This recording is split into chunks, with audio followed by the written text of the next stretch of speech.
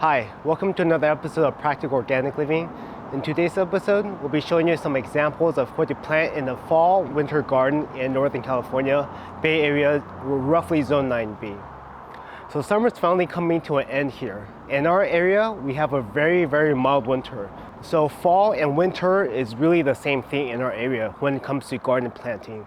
The reason is because all of a sudden in November, we'll get a light frost. So you can tell that some of our plants think it's the tail end of summer. For example, our bananas, avocados, and sugarcane are all exploding with new growth. But on the other hand, we've pulled out summer plants other than ginger. The reason is because the soil temperatures are still too high. The summer plants like soil temperatures around 70 to 80 degrees, but the winter vegetables really like temperatures around 50 to 60 degrees.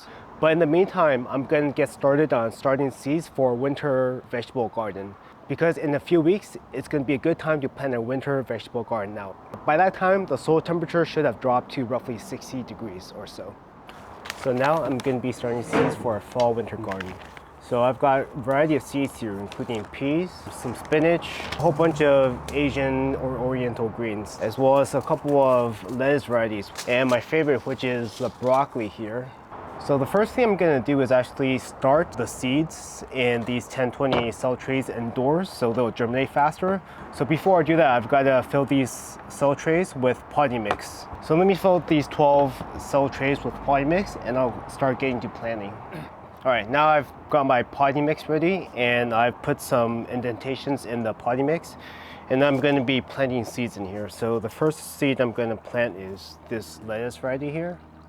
Just gonna sprinkle a couple of seeds in each hole. And the germination rate for these lettuce seeds is not very good, so I like to plant a little extra.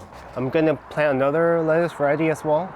So the reason I'm planting these varieties is because they don't really sell these outside. This is the Happy Rich variety. It's a cross between a kale and broccoli, so it's really a type of broccolini.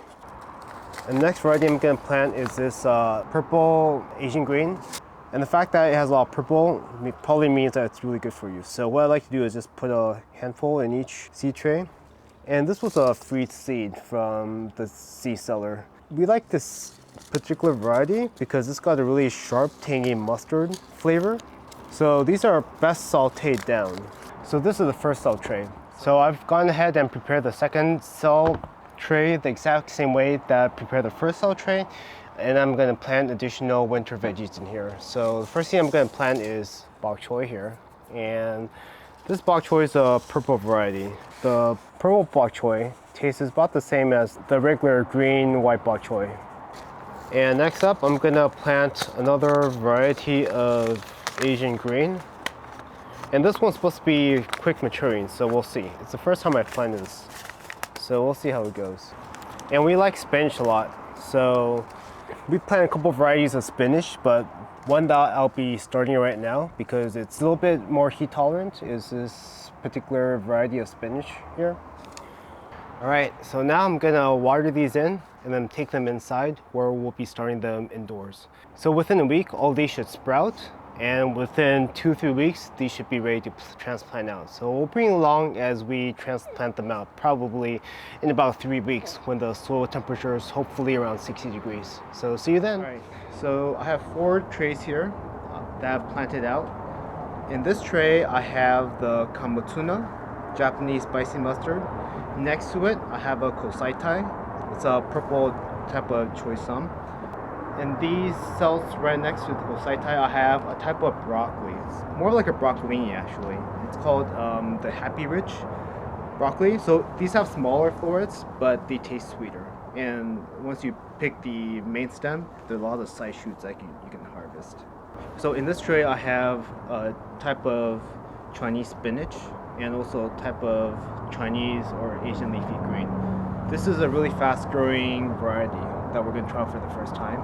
So in the trays next to the spinach and the choy-sum, I have 2 types of Taiwanese or Chinese sword lettuce. These are actually really hard to find in stores, and it's great when you grow it at home because it's really sweet. And Next to them in this tray, I also have the purple lady bok choy. Now this is a purple variety that has pretty sweet and small leaves, so we're pretty excited to be trying this again this year. So I'm gonna plant these out right now, and I'll show you what they look like once they've moved out to their new homes. So now it's time to transplant the seedlings that we started a couple weeks ago. We've actually planted these into bigger containers because they seem to do better when they're bigger when we plant them outside. That way they survive against the cold and the pests a little bit better. So I have a couple of trays of veggies that I'm ready to plant in the raised beds. So in this raised bed here, I have planted a whole bunch of bok choy. These are the purple lady bok choy. And these two beds behind me, I planted the Taiwanese Chinese soil lettuce. Basically planted one per trellis. And these get pretty big, so we want to give them some space. So in these 6 raised beds here, I planted broccoli. So there's about 4 broccoli plants per raised bed, so that's about 24. And actually in this raised bed here, I scattered a whole bunch of cilantro seeds, and it seems like a lot of them came up, so I don't need to plant any more for next year. So in this bed here, I planted the Japanese or Chinese spinach, and I planted them pretty densely, so because they don't grow too big. And this raised bed here, I have the 50-day choy sum, as well as the Japanese spicy musk. And also in these 2 raised beds, I've planted the kasotai. So that was our fall-winter garden that you saw me plant out. So that was actually really tiring planting out 13 or 14 raised beds. So now I'm going to get to watering, so we'll see you on the next video.